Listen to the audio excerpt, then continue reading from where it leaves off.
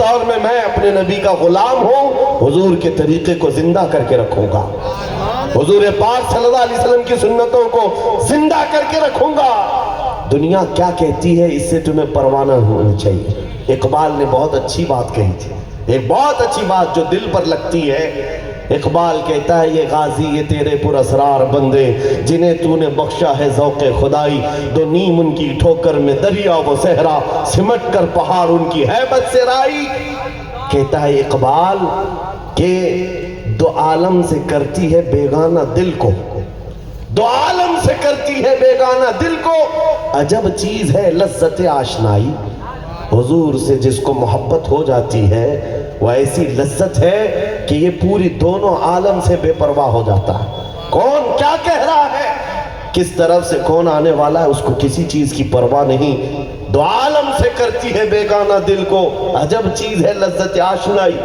جسے اتنا بڑا یقین ہو کہ جہاں میں ان کی چلتی ہے اور پھر ڈر ڈر کر کے جیتا ہوں، خوف کھا کر کے جیتا ہوں۔ آؤ ان جنگوں کے میدان میں جہاں پر بہت چھوٹی سی تعداد کو لے کر خالد بن ولید اتر جاتے تھے۔ آپ کہتے ہیں ایک جنگ میں میرے ہاتھ سے 9 تلواریں ٹوٹی، 9 تلواریں ٹوٹی جنگ موتا میں۔ حضرت خالد بن ولید کبھی پیچھے نہیں آتے تھے اور کہتے ہیں میں تو ہر جنگ میں اس لیے جاتا کہ شہادت مل جائے، لیکن زخم کھاتا اور پھر واپس آتا۔ حضرت خالد بن ولید رضی اللہ تعالیٰ عنہ کا یہ جو جذبہ تھا، جو یقین تھا، وہ اسی بات کا تھا کہ جہاں میں ان کی چلتی ہے، رسول پاک کی نسبت ہمارے ساتھ ہے، پھر خوف کس بات کا، ڈر کس بات کا۔ آپ کو میں بتاؤں یہ تو دنیا کی بات ہے۔ حضرت عمر فاروق رضی اللہ تعالیٰ عنہ حضور صلی اللہ علیہ وسلم کی مجلس میں بیٹھے، نبی پاک صلی اللہ علیہ وسلم قبر کے حالات بیان کر رہے تھے۔ جب انتقال ہو جائے اور تمہیں دفن کر کے تمہارے رشتہ دار چلے جائیں تو جب لوگ چلے جاتے ہیں تو 2 فرشتے آتے ہیں، نیلی آنکھوں والے، کالے چہرے والے، اور اٹھا کر کے جھنجھوڑ کر کے اس سے سوالات کریں گے، سختی کے ساتھ پوچھیں گے۔ یہ حدیث پاک میں موجود ہے۔ روایت یہ ہے کہ حضرت عمر بیٹھے ہوئے تھے، نبی پاک صلی اللہ علیہ وسلم نے ان سے پوچھا اے عمر جب تم قبر میں پہنچو گے اور تمہارے ساتھ جب یہ فرشتے سوال کریں گے اس وقت تم کیا کہو گے؟ یہ تو موت کے بعد کی بات ہے، موت کے بعد، اور وہ بھی بھیانک شکل لے کر آنے والے 2 فرشتے ہیں۔ ڈر کر کے کانپنا چاہیے، تھر تھرانا چاہیے۔ لیکن حضرت عمر فاروق نے عرض کیا بارگاہ مصطفیٰ میں، آقا آپ کے دربار میں میرا ایک ہی سوال ہے، آج جو میں آپ سے محبت کرتا ہوں کیا موت کے بعد بھی یہ محبت قائم رہے گی؟ یہ محبت موت کے بعد بھی قائم رہے گی؟ حضور نے فرمایا وہ دنیا والوں کی محبت ہے جو موت تک ختم ہو جاتی ہے، مجھ سے جو محبت کرتا ہے وہ حشر تک قائم رہے گی۔ سنو آگے حضرت عمر کہتے وجد میں آ گئے، کہا یا رسول اللہ اگر یہ محبت قائم رہنے والی ہے تو پھر قبر میں فرشتوں کو تو میں خود نپٹ لوں گا، میں دیکھ لوں گا۔ حضور پاک کی نسبت ساتھ ہے تو وہ تو فرشتوں سے بھی بات کرنے کے لیے ہمت بتا رہے ہیں۔ آج تمہیں کس بات کا ڈر ہے، کس بات کا خوف ہے؟ عزیزان گرامی وقار، ہمارے بزرگان دین جیلوں میں بھی گئے، پھانسیوں پر بھی چڑھ گئے، پھندوں پر بھی چلے گئے، لیکن اس بات کا انہیں رونا کبھی نہیں آیا کہ میرے بچے چھوٹ گئے، میری جائیداد ہڑپ لی گئی، میرے رشتہ داروں کو دور کر دیا گیا۔ نہیں، جو گیا ہے محبت مصطفیٰ میں وہ تو مسکراتے ہوئے گیا یہ سوچ کر کے کہ اصل منزل تو یہی تھی، یہاں تک آنے پر ان کو کئی منزلیں گزارنی پڑی۔ عشق گر جرم ہے تو پھانسی کی سزا دو مجھ کو، در محبوب پہ لیکن یہ سزا دی جائے، یہ ان کی تمنائیں ہوا کرتی تھی۔ ڈر اس بات کا نہیں ہے، خوف اس بات کا نہ رکھو۔ حضور پاک صلی اللہ تعالیٰ علیہ وسلم کی نسبت اور وہ عظمت جو دلوں میں ہے آج آپ کے اندر، یہ بہت بڑی دولت ہے۔ کون کہتا ہے کہ ہم سب لٹ گئے، ہم سب لٹ گئے؟ کون کہتا ہے کہ ہم بہت زیادہ بیکورڈ ہیں؟ یہ سب کہتے ہیں، دنیا والے کہتے ہیں، وہ صحیح بھی کہہ رہے ہیں کیونکہ انہوں نے صرف ظاہر دیکھا، اور وہ کہہ رہے ہیں یہ ان پڑھ قوم ہے۔ ہمیں تو وہ پنچر پتر بھی کہنے لگے کہ یہ صرف پنچر نکالنے والے لوگ ہیں۔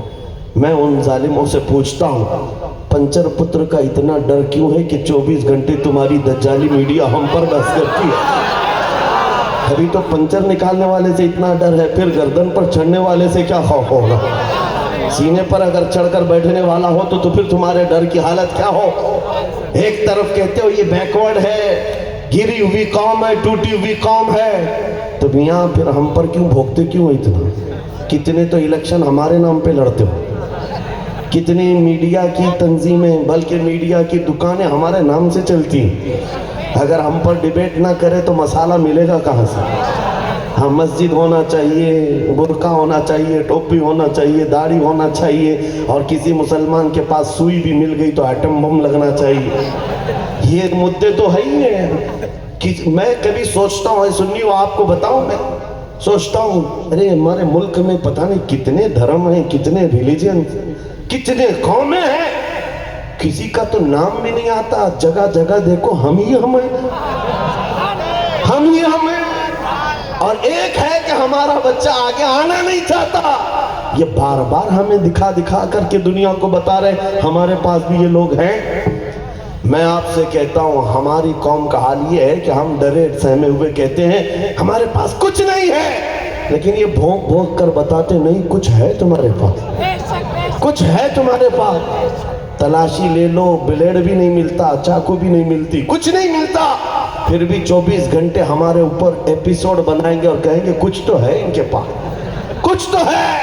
ہاں وہی اقبال جو کہتا تھا کچھ بات تو ہے کہ مٹتی نہیں ہستی ہماری، کچھ بات تو ہے کہ مٹتی نہیں ہستی ہماری، صدیوں رہا ہے دشمن دور زماں ہمارا، یونان و مصر و روما سب مٹ گئے جہاں سے، باقی مگر ہے اب تک نام و نشاں ہمارا۔ نعرے تکبیر، نعرے رسالت، مسلک اعلیٰ حضرت مفتی سلمان اظہری صاحب قبلہ۔ جو چیز تمہیں زندہ کر رکھی ہوئی ہے، ابھی لوگوں کی نظروں میں جمائے رکھی ہوئی ہے، وہ چیز نہ تمہاری ٹوپیاں ہیں، نہ تمہاری داڑیاں ہیں، نہ تمہاری گاڑیاں، نہ تمہارے بنگلے۔ پوری دنیا میں جو چیز کھٹکتی ہے وہ عشق مصطفیٰ کی گرمی ہے، وہ محبت مصطفیٰ کی گرمی ہے جو آج دیکھنے کو ملتی ہے۔ میرے عزیزوں، باہر لوگ بہت ناچتے ہیں، لمبے لمبے گانے سناتے ہیں، بڑے بڑے بھاشن کرتے ہیں، اس کا اتنا اثر نہیں ہوتا۔ 8 سال کا بچہ کیا لبیک کہا، کرسیاں بھی خطرے میں ہیں، بہت سارے لوگوں کو ہلچل ہونے لگ گئی، پریشانی شروع۔ ہم پوچھتے ہیں آخر اتنے جملے میں اثر کیا ہے، اتنے جملے میں اثر کیا ہے؟ یہی بات 100 سال پہلے انگریز یہ کرتے تھے، روح محمدی اس کے بدن سے نکال دو، ورنہ یہ ڈینجر ہے، روح محمدی اس کے بدن سے نکال دو، یہ فاقہ کش موت سے ڈرتا نہیں ذرا۔ اقبال نے ان کی بات اپنے اشعار میں لکھا ہے۔ انگریز یہ کہتے تھے یہ بھوکے رہتے ہیں، پیاسے رہتے ہیں، ان کے پاس کچھ نہیں ہے کھانے پینے کو، اور موت سے ڈرتے بھی نہیں ہے، موت سے ڈرتے بھی نہیں ہے۔ یہ قوم ہے کیسی؟ ظاہر سی بات ہے یہ قوم وہی ہے جس کو خالد بن ولید نے کہا تھا، رومیوں سے جب مقابلہ ہو رہا تھا، رومیوں کے پاس 1 لاکھ سے زیادہ لشکر، اور وہ آئے تھے مقابل میں، خالد بن ولید کو ٹانٹ مار کر کہہ رہے تھے ہمارے پاس ٹھاٹ باٹ سے رہنے والی فوج ہے، اور تم بادیہ نشین صحرا سے آئے ہوئے، پیون لگے کپڑے کھجور کی گھٹلی پر دن گزارنے والے، مقابلہ کرو گے؟ خالد بن ولید نے ایک ہی جملہ کہا تھا، اس رومی بادشاہ سے کہا اے عیسائی بادشاہ، تیری قوم جتنا شراب سے محبت نہیں کرتی، ہماری قوم موت سے اتنی محبت کرتی ہے۔ شراب پی کر جس قدر تم دھت اور نشے میں آتے ہو، اس سے زیادہ امت محمدیہ موت سے محبت کرتی ہے۔ کیوں؟ اس لیے کہ موت ہمارے ہاں حادثہ نہیں، تحفہ ہے۔ ادھر آنکھیں بند ہوں، ادھر مصطفیٰ کی زیارت ہوگا۔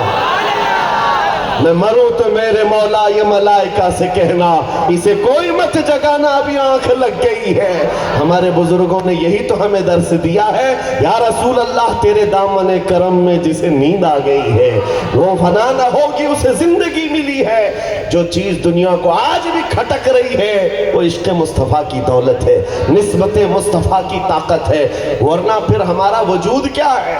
ہمارا وجود کیا ہے؟ کچھ باتیں ایسی ہیں، کچھ باتیں ایسی ہیں تقریروں سے ہو سکتا ہے آپ کو نہ سمجھ میں آئے، ہماری زبانی نہ سمجھ میں آئے، کتابوں سے پڑھی ہوئی روایات کو بھی کوئی کہہ دے کہانی ہے کہانی ہے۔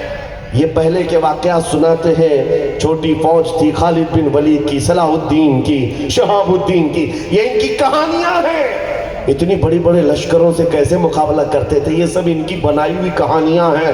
میں ان سے کہتا ہوں اگر ہمارے سارے واقعات کہانیاں لگتی ہیں، ریئلٹی میں دیکھنا ہو تو پھر جاؤ فلسطین کے بچوں کو دیکھو، جاؤ دیکھو، چھوٹے چھوٹے بچے کنکریاں لے کر کھڑے ہیں اور سامنے بڑا دادا گیری کرنے والا ڈیفنس سسٹم کا مالک، پوری دنیا کا سپر پاور، کئی کنٹریوں کی طاقت لے کر کھڑا ہے۔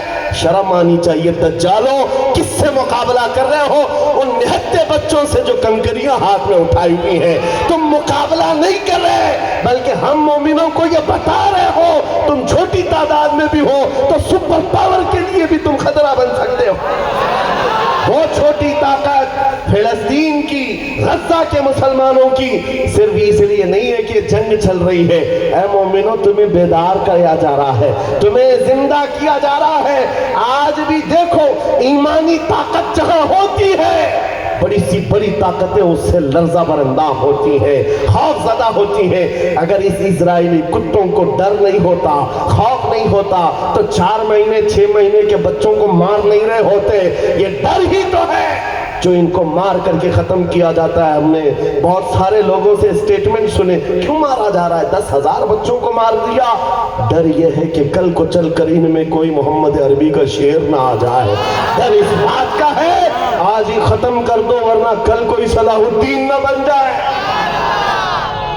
میرے عزیزوں، میں تو دیکھتا ہوں ابھی یو پی کے علاقے سے آ رہے تھے تو میں کسی تقریر میں اورنگزیب عالمگیر کا ذکر کیا تو کچھ لوگوں کو ایسا لگا، آپ بھی ظاہر سی باتیں ہوتا ہے کچھ لوگوں کو درد ہے مروڑ ہے۔ میں نے ان سے صرف اتنا کہا اورنگزیب تو گزر کر کے پتہ نہیں کئی 100 سال ہو گئے، کیا کیا تھا انہوں نے کہ ابھی تک درد ہو رہا ہے؟ درد اتنا لمبا کیسے ہے؟ جا کر ان سے ہی پوچھنا پڑے گا۔ اے مسلمانوں، میں تمہارے سامنے یہ باتیں ہنسی مذاق کے لیے نہیں کرتا، نہ ہی کوئی لطیفے سناتا ہوں، صرف میں یہ یاد دلاتا ہوں کہ تمہیں اللہ تعالیٰ نے کون سی قوم میں پیدا کیا، پیدا کر کے پھر یہ فرمایا بھی کنتم خیر امت اخرجت للناس، تم انسانوں میں سب سے بہترین امت بنائے گئے ہو۔ لیکن زندگی گزارنے کے طور طریقے آج بدل کیا دیے؟ ڈر اور خوف نے ہمارے دل پر حکومت شروع کر دی ہے۔ میرے آقا نے فرمایا تھا ایک زمانہ آئے گا جب دشمنوں کا رعب تمہارے سینے پر ڈال دیا جائے گا، دشمنوں کا رعب، خوف ڈال دیا جائے گا۔ صحابہ نے پوچھا ایسا کیوں ہوگا؟ رسول پاک صلی اللہ علیہ وسلم فرماتے ہیں 2 چیزیں جب تمہارے اندر آ جائیں، حب الدنیا و کراہیت الموت، دنیا سے بے انتہا محبت کرنے لگ جاؤ گے اور موت سے نفرت کرنے لگ جاؤ گے۔ جب یہ 2 چیزیں تمہارے اندر آ جائیں تو دشمنوں کا، کفار و مشرکین کا ڈر تمہارے دل پر ڈال دیا جائے گا، ان کا رعب تمہارے دل پر ڈال دیا جائے گا۔ آج عزیزان گرامی اگر یہ 2 چیزیں تمہارے اندر نہ ہوتی تو خوف اور ڈر سے نہیں جیتے۔ نبی کریم صلی اللہ تعالیٰ علیہ وسلم کے ان غلاموں نے پوری کائنات کو بتایا ہے، دنیا کو بتایا ہے زندگی گزارنے کے اسلوب کیا ہے۔ ایک صحابی حضرت نعمان ایک بادشاہ کے دربار میں گئے، حضور کے ترجمان بن کر کے، ایمبیسیڈر، اور وہ بادشاہ بڑی عزت کے ساتھ آپ کو بلایا۔ آپ کے آنے سے پہلے آپ کے لیے ریشم کا قالین بچھایا گیا۔ صحابی ہے اور انٹرنیٹ کا زمانہ نہیں ہے، فون کا زمانہ نہیں ہے۔ وہ صحابی حضور کے ترجمان سفیر بن کر گئے بادشاہ کے بعد، ریشم کا قالین بچھایا اور سونے کی کلائی کی ہوئی کرسی لگایا۔ یہ بڑا اعزاز تھا اس زمانے کا۔ لیکن وہ صحابی جیسے ہی گئے انہوں نے اپنی تلوار سے اس ریشم کے قالین کو ہٹا دیا اور جب کرسی پر بیٹھنے کی بات آئی تو اس کو ٹھوکر مار کے الگ کر دیا کہ اس سونے کی کرسی پر میں نہیں بیٹھوں، ریشم کے قالین پر چلے نہیں، سونے کی کرسی پر بیٹھے نہیں۔ بادشاہ نے کہا کتنا غرور ہے تم لوگوں، یہ کتنا غرور ہے، میں نے تو تمہارے اعزاز میں، تمہارے اکرام میں یہ بچھایا۔ اس صحابی نے کیا کہا؟ میرے عزیزوں، ہو سکتا حضور دور ہیں، یہاں کر لے چلے گا، کون مدینے خبر دے گا؟ یہ سوچ سکتے؟ دور جانے کے بعد بندہ کچھ بھی کر لے۔ وہ صحابی کہتے ہیں نہیں، میں محمد عربی کا غلام ہوں، رسول پاک صلی اللہ علیہ وسلم کا غلام، میرے آقا نے فرمایا مردوں کے لیے ریشم حرام ہے، مردوں کے لیے سونے کا استعمال حرام ہے۔ میں مدینے میں بھی ہوتا تو یہی عمل کرتا، یہاں پر بھی ہوں تو یہی عمل کروں گا، اور اے بادشاہ ایک کرسی نہیں 1000 کرسیاں بھی سونے کی لگا دے میں ٹھوکر مار دوں گا، اس لیے کہ میں غلام ہوں مصطفیٰ کریم کا۔ ان کو فخر اس بات کا نہیں ہوتا کہ بادشاہ مجھے عزت سے بلا رہا ہے۔ آج کوئی نیتا بلا لے تو لوگ تو یہاں اپنے حلیہ ہی بدل دیتے، حلیہ ہی بدل دے، ارے وہاں جائیں گے ہم پوجا بھی کر لیں گے، ہم ان کے ساتھ اٹھک بیٹھک سب کر لیں گے، نعوذ باللہ۔ اپنی آئیڈینٹیٹی برقرار رکھو، ہر جگہ پر تمہارے ساتھ نسبت مصطفیٰ ہے، حضور پاک کی نسبت ہے۔ اور وہ صحابی کو دیکھو، وہ جہاں پر بھی ہیں اپنے نبی پاک کی نسبت کو لے کر محفوظ چل رہے ہیں۔ وہی عزت کا سبب تھا، وہی عزت کا سبب تھا، دنیا کو انہوں نے گھٹنے ٹیکنے پر مجبور کیا ہے۔ کئی ایسی حکومتیں ہیں، پتہ آپ کو 2 سپر پاور طاقتیں اس زمانے میں، ایک پرشین ایمپائر اور ایک رومن ایمپائر، جس کو کیسر و کسرا کہتے ہیں۔ ایران کی حکومت کو کسرا کہا جاتا تھا بادشاہ کو، اور روم کی حکومت کو کیسر کہا جاتا تھا وہاں کے بادشاہ۔ یہ دونوں حکومتوں کو سیدنا عمر فاروق کی فوج نے دھول چٹا کر رکھ دیا اور ایسے ختم کیا کہ آج تک دوبارہ نہ کسرا آیا نہ کیسر آیا۔ 14 صدیاں گزر گئی، وہ کیا طاقت تھی، وہ کیسا جذبہ تھا، نسبت مصطفیٰ صلی اللہ علیہ وسلم کی حرمت ساتھ لیے چلتے۔ سعد ابن ابی وقاص رضی اللہ تعالیٰ عنہ ایک صحابی ہیں، فرماتے ہیں صحابہ تبری میں یہ بات موجود ہے کہ عراق فتح ہو جانے کے بعد وہ ایران فتح کرنے کے لیے جانا چاہتے تھے۔ عراق اور ایران کے بیچ میں دریائے دجلہ دریا تھا، اور ایرانی فوج نے سارے پل جتنے تھے سب توڑ ڈالے، کہیں یہ مسلمان ادھر بھی نہ آ جائے۔ دریا کے اوپر جتنے پل تھے، برج تھے، سب توڑ ڈالے، سب پل ٹوٹ گئے۔ حضرت سعد بن ابی وقاص 400 صحابہ کے ساتھ کھڑے، اور پھر پیچھے مڑ کر کے صحابہ سے کہا چلنا ہے اس طرف۔ صحابہ نے کہا ہاں چلنا ہے، ایک پل بھی نہیں، ایک برج بھی نہیں، اور کسی صحابی نے پوچھا بھی نہیں کیسے چلنا ہے، کیسے جانا ہے۔